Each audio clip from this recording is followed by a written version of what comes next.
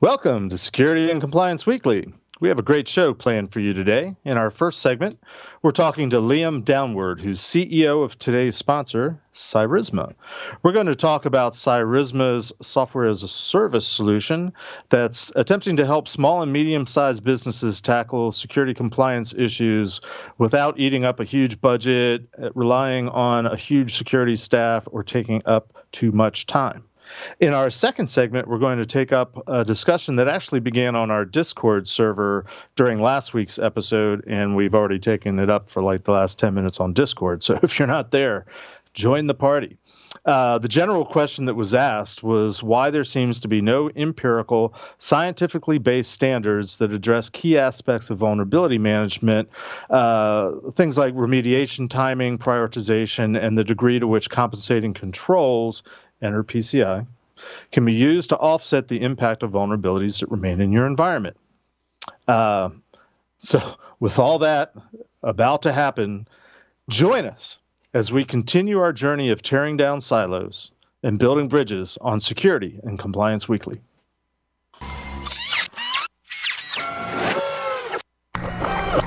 This is a Security Weekly production.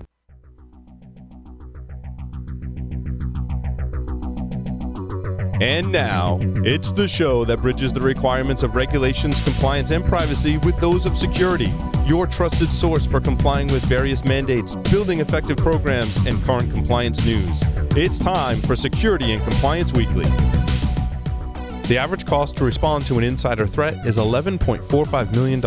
That's a lot of reasons why a functional insider threat program must be a core part of any modern cybersecurity strategy. To protect your organization's sensitive data and meet compliance requirements, you need controls in place to deter, detect, and disrupt insider threats. With ECRAN system, you can meet control requirements imposed by compliance mandates all within one insider threat management platform. Get your free 30-day trial at securityweekly.com/ECRAN. That's EKRAN, and fulfill your compliance requirements.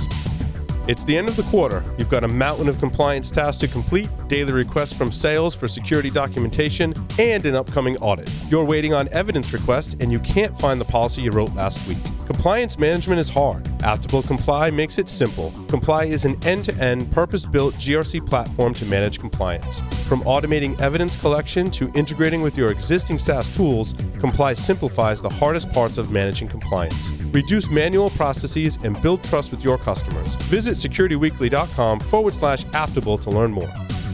The question is simple. Have any of the systems on my network been compromised? The answer is harder than it should be. Enter AI Hunter. Active Countermeasures has automated and streamlined techniques used by the best pen testers and threat hunters in the industry to create AI Hunter, a network threat hunting solution that does the first pass of a hunt for you to identify systems that are most likely to be compromised and scores the results on a scale from 0 to 100. You can then research those systems in depth with AI Hunter. Focus your valuable time on the systems that need your expertise with AI Hunter. Sign up for a personal demo today at securityweekly.com/ACM.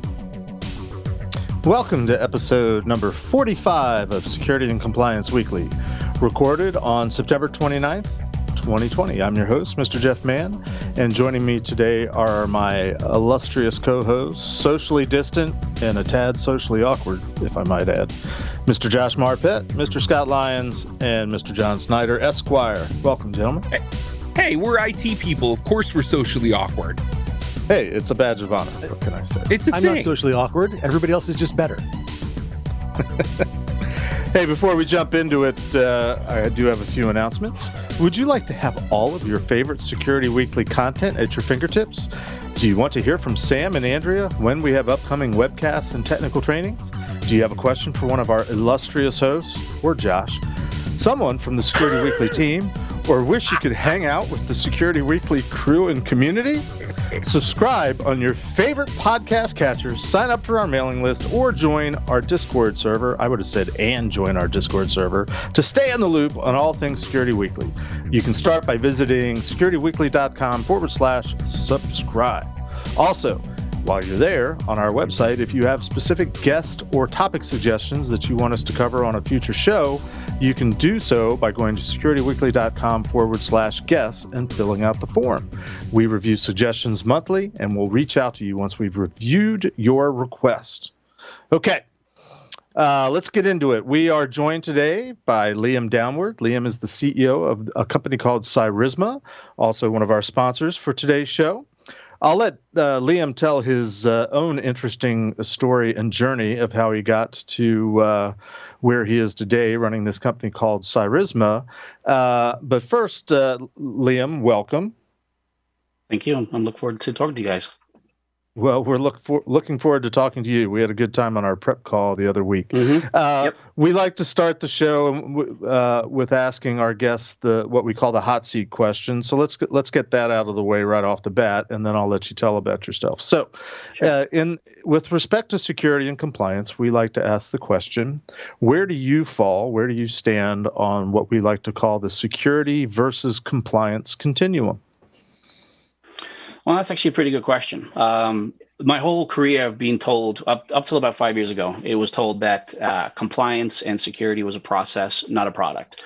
And over the last, say, probably 5 years, I've been thinking that it's a cross between product and policy and process. The reason why that is one of the things that you mentioned earlier in the prep talk is that compensating controls. So if we can't put a policy or process in place, what can we do to mitigate it by having a compensating control, which then you could use technology or a product to actually reduce that risk until you get your process in place. So I'm kind of like caught in between that realm in that kind of like mantra mindset.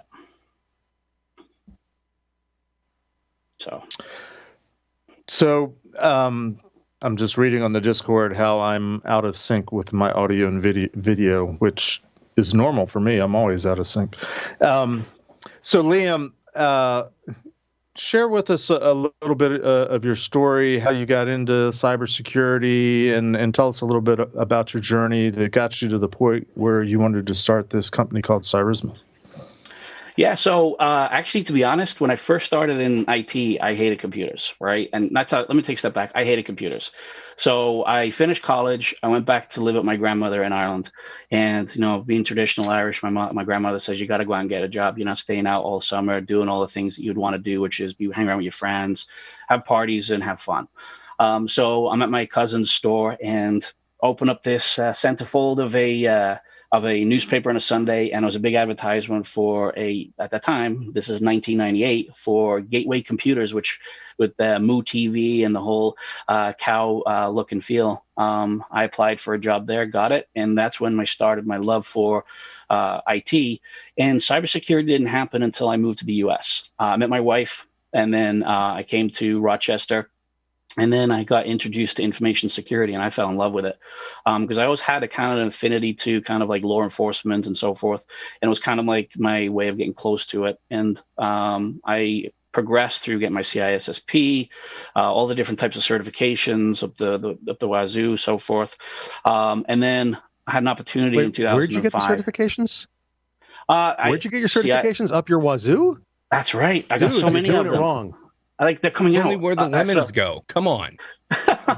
So many CISSP, CISM, the whole gamut, right? So I've got them coming out of my ears. So I kind of took a step back and decided to go in and do consulting rather than doing security engineering. And I started loving the executive interaction and leadership thought process around, compliance around PCI, SOX, GLBA, and then at the time was SSAE 16, those type of pre-audits.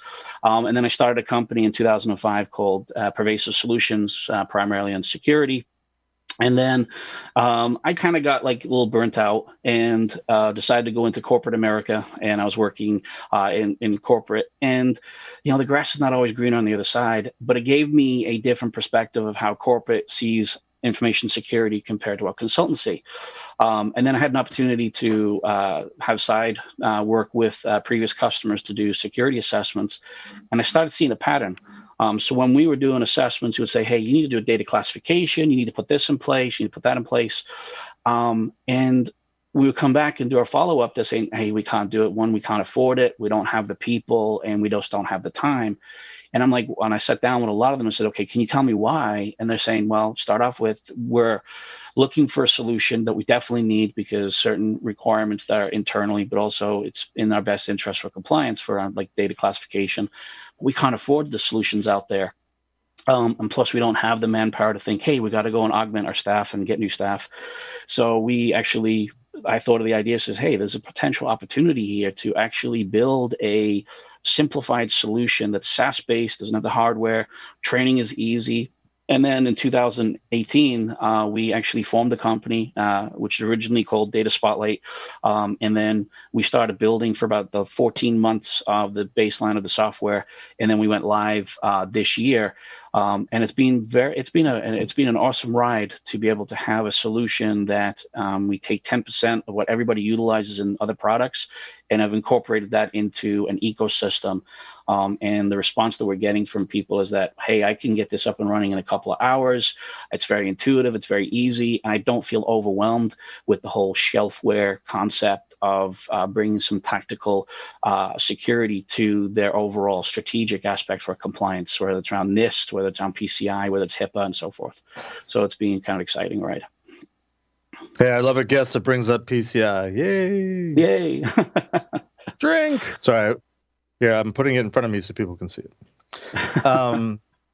So, in looking at your website, Cyrisma is obviously, well, it's all over your front page that you're about cybersecurity and you're talking about managing risk. I love it that you're talking about doing it for, small to mid-sized companies, or frankly, companies that just don't have the budget Correct. and the people and the time Correct. and the resources. For all your mention of managing cyber risk and so on and so forth, it does beg the question, and I love to level set when we have these conversations, but could you first give us a definition, and this is not a pop quiz, just wanting to know, how you define it, simply the word risk, and then overall, obviously, cyber risk. Yeah. So obviously there's we call it IT cybersecurity risk. Once we identify a risk, whether that is, we identify sensitive data that's in multiple different locations, whether that's in personal drives, in the cloud, and email. What do we want to do with that data? We don't want to have that large footprint. We want to consolidate that and have only what we need to be functional rather than having it where space is.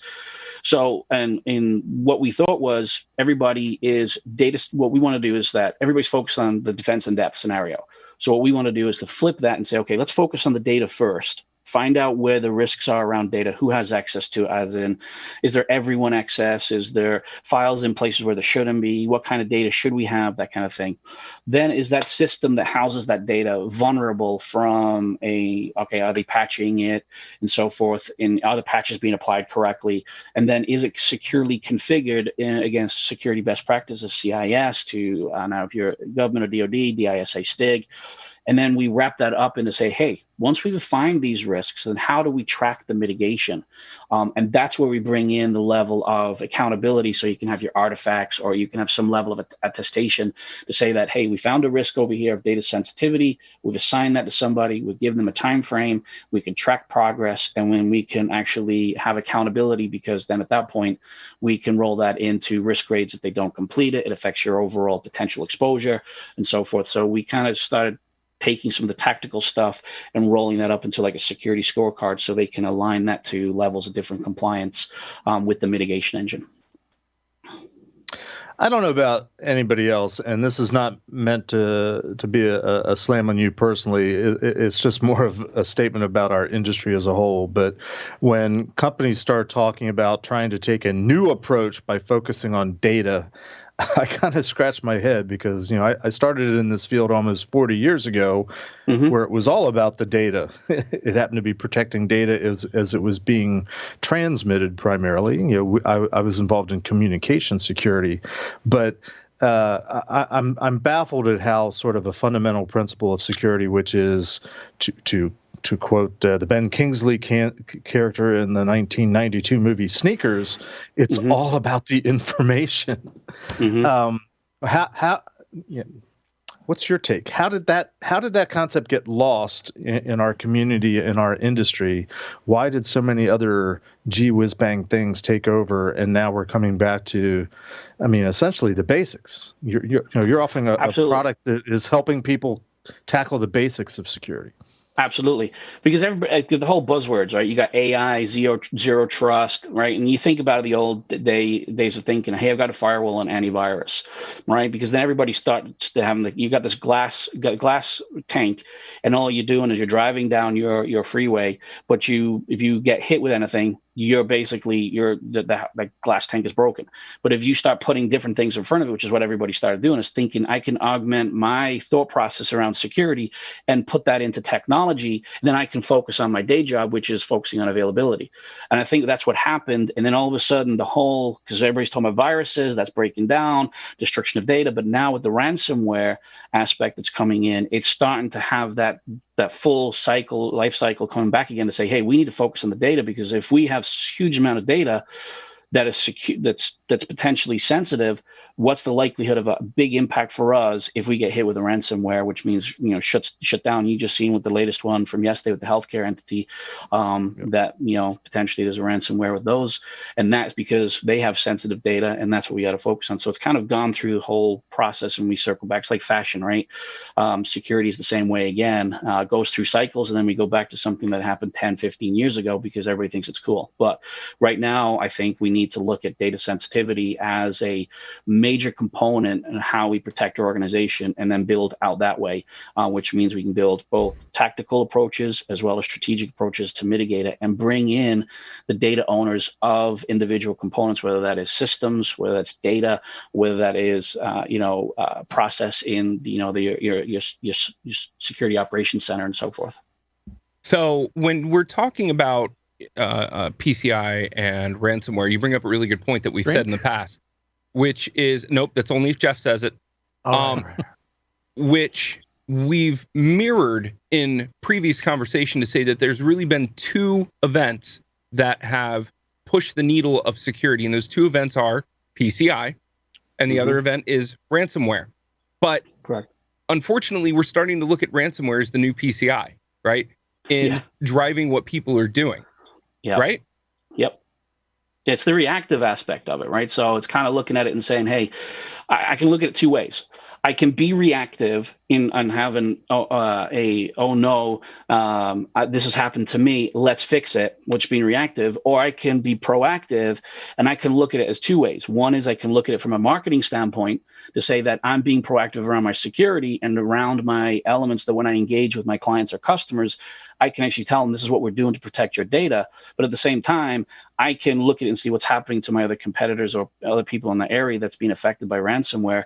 But there's that whole kind of business worry now to say, okay, if I do get hit with a ransom, is my cyber liability insurance going to be covering it, or do I have to pay out of pocket, which is what so many companies are doing right now, because one, their backup is not adequate enough. There's other things that follow on from that process that I think a lot of people don't do any tabletop sessions around ransomware to say, okay, where do we have potential single points of failure that if we get hit with ransomware, what actually will happen potentially, and what do we need to shore that up and be proactive, and then let's not be reactive. It's kind of like, what was my budget before a breach, right? That's the equation when it comes to understanding risk. It said, okay, before a breach, it's kind of like buying a life insurance policy. I may not die in the next 5 years, so I don't think I'll need it.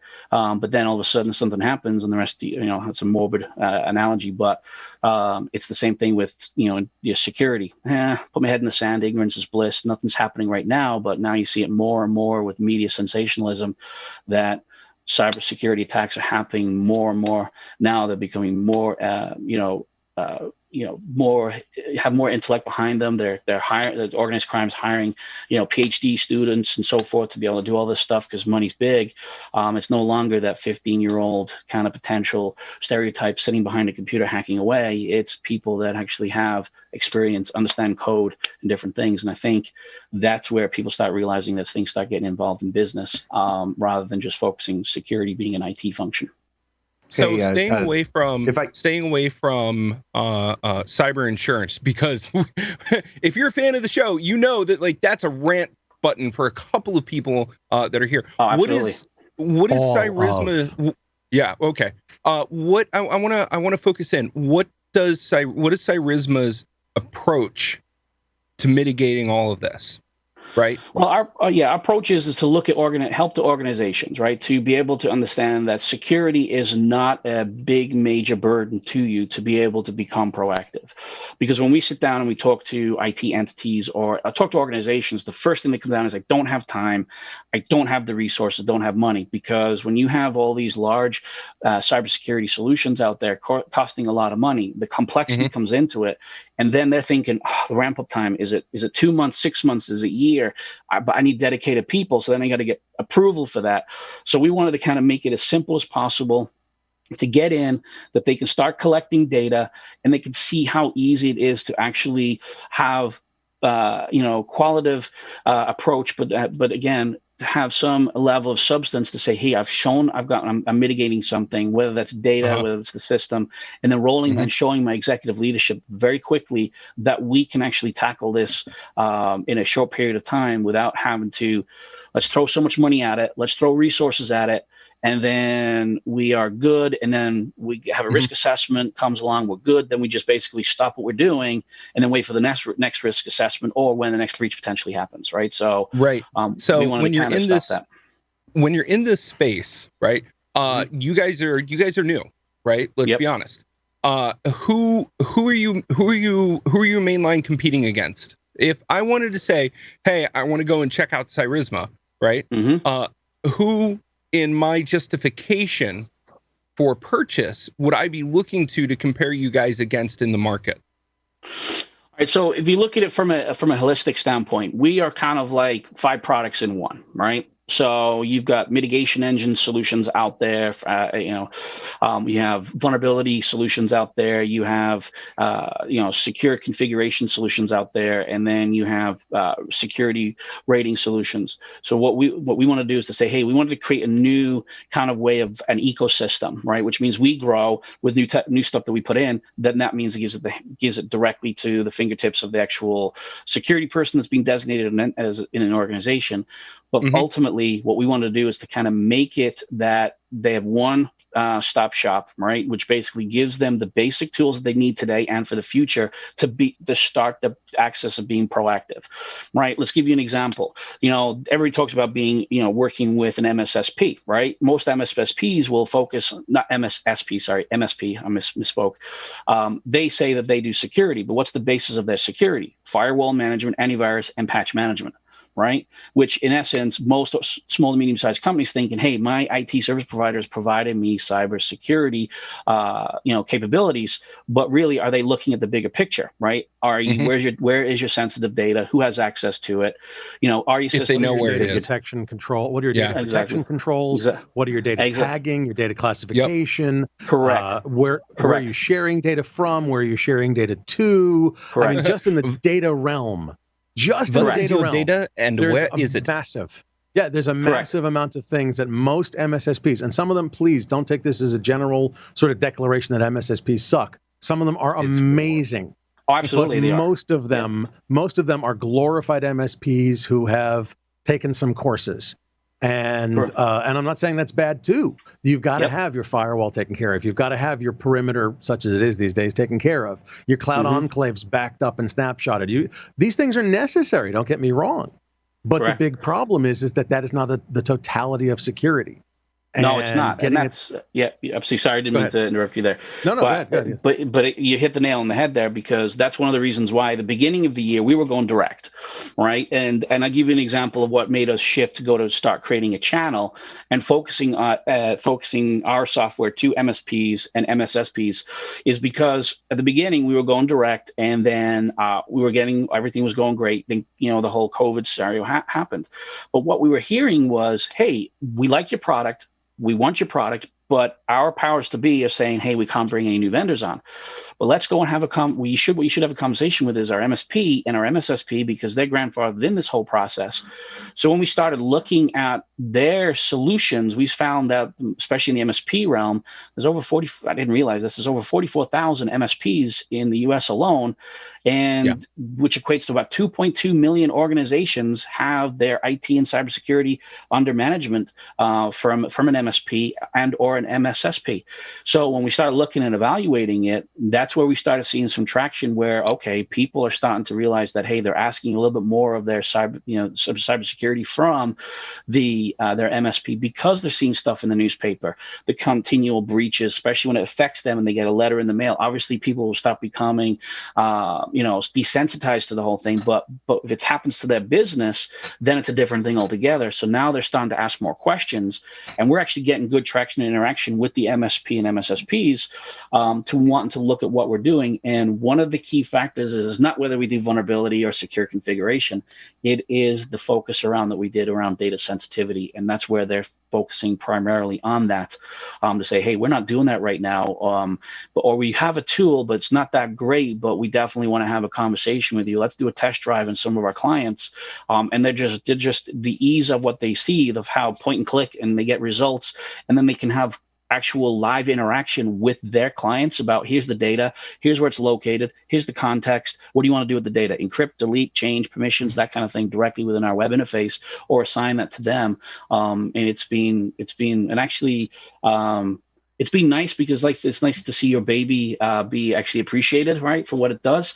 But at the same time, we see that there is a value of why we created Cyrisma, not for the mere sake of, hey, we wanted to create a whole new disruption. We wanted to be able to say, hey, you know what? The backbone of the U.S. economy is the small to medium-sized business, and I think they get left behind when large organizations look for those big whales that can spend $500,000, $500,000, $1 million a year, but then you've got all these entities that get forgotten about, and I think that's where now organized crime goes to the path of least resistance, right? So that's where they'll start focusing on that. And if they get in there, there's a potential for them to have a connection to a bigger fish, and then the connectivity just goes from there. So it just allowed us to be able to say, hey, it's an opportunity for us to be able to give something to that market space, and then they can feel confident about it. So what you're saying is it's more of like a supply chain attack, because MSPs, MSSPs, they do all these great things for all of these businesses, right? Mm-hmm. But the margin of revenue for MSPs and MSSPs is so low that when they're adding new stuff to clients, it often, or to their services, it often knocks the CapEx, OpEx spend of the clients out of the water. So how do you help ease that pain? Well, right? The ease of the pain is that it's like you take, like most MSPs do a per user price, right, for their product or their services, doing it there, and they wrap that up with the CEO or the CFO, because they should have a cost of their employees, right, the cost per hour, cost per day, whatever, and you can compare and say, hey, if we did this, and this, but then if you tap on top of that, add on to that, and say, hey, I want to do cybersecurity, and here's the things that we can do for you. Now, whatever they charge, they can't hire a cybersecurity expert, whether that is a CISO level down to somebody that can actually also do some tactical security analytical to security engineering, for less than you can't hire anybody less than $70,000 in certain cases, or even more depending on if it's a VSO, you're $70,000 or more a year, those kind of things. So as you bring our services in, it ends up being a lot cheaper for them. So they've actually been successful to actually add on, because they're being able to play that realm to say, hey, for X amount of dollars additional to your monthly service, you'll be able to get this, and here's the cost savings that you would have without you having to go out and hire and bring somebody in to focus on that, being dedicated. So it actually has been an eye opener for a lot of organizations, because some of them have gone back and said, hey, you know what, I want to go and find that out, and let me go to Glassdoor, let me go to these other places and find out exactly how much it costs for at least an entry point, security analyst coming in through the door, and it's fully loaded. That can be over $50,000, right? Especially straight out of college, depending on what they're doing. And again, a lot of small, medium-sized businesses think, well, I can't really afford that. So, okay, if I can do something for like half of that price, I can get all these services already wrapped in and managed, because I'm already paying the MSSP as well as part of that. So then in their mind, that's like a win-win scenario. And for us, it's a win-win, because we get the deal. So. And people at those levels, I want to add to what you're saying, people at those levels are charged with not only ensuring the cultivation inside of the business, but also ensuring that people are sticking to the process of how things are done, to the procedures that have been set up.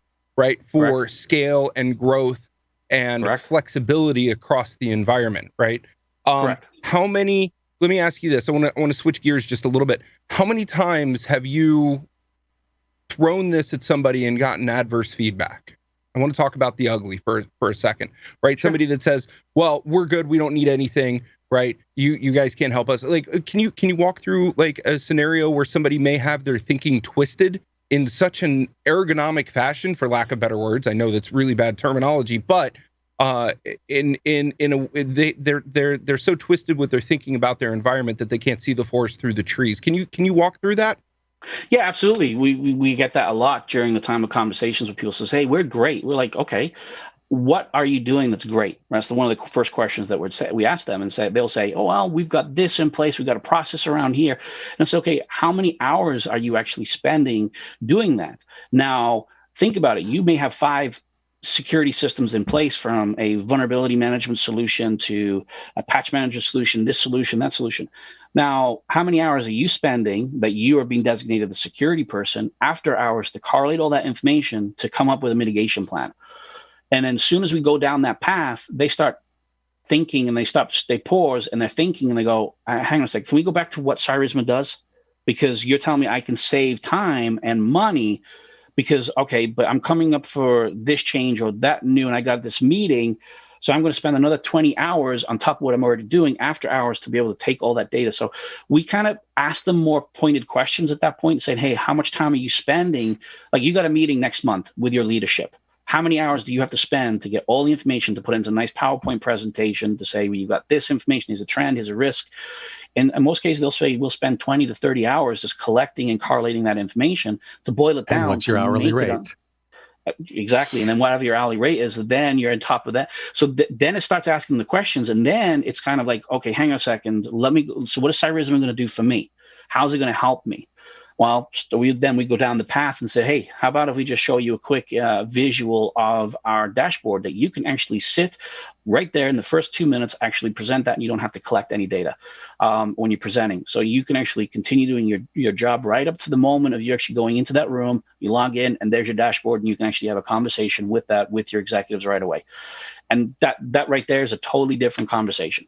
For most people. Other people, yes, they will be staunch because they don't like change, and they're used to what they're doing because they built up a process that's now ingrained in a lot of people. So it becomes a cultural change. But again, over time, those things will start changing as we start building relationships with people that are in the lower in the totem pole, and as it goes up, we'll just chip it away at it. But right now, we just have those. When we have those hard conversations, we just flip it and say, okay, how many hours are you spending? Who are you engaging with? Are you working, a full 40 hours? Are you working more than 40 hours, right? What are you spending the time additionally? So, those kind of things. We kind of make it more like personal aspect around it, because people don't realize that, hey, if I do my IT and I have the security hat, availability always comes first, but then the confidentiality and the integrity gets thrown to the wayside. But I have to think that the afterthought, because I have to meet level of compliance. Then I have to go this 1,000-mile way around instead of just taking that 1 mile shortcut, right? Which is what we willing to provide to them. Liam, that sounds really great. I wish we could continue talking, but alas, our time is up. I do want to invite you to stick around for our second segment today, because we're going to be having a discussion about vulnerability management, risk and vulnerability prioritization. I kind of think it might be right up your alley. So please, feel free to stick around with us, hang out in the Discord server. For our listeners, if you want to learn more about Cyrisma, you can visit securityweekly.com/Cyrisma. While you're there, you can even sign up for a 7-day evaluation test drive of their SaaS solution.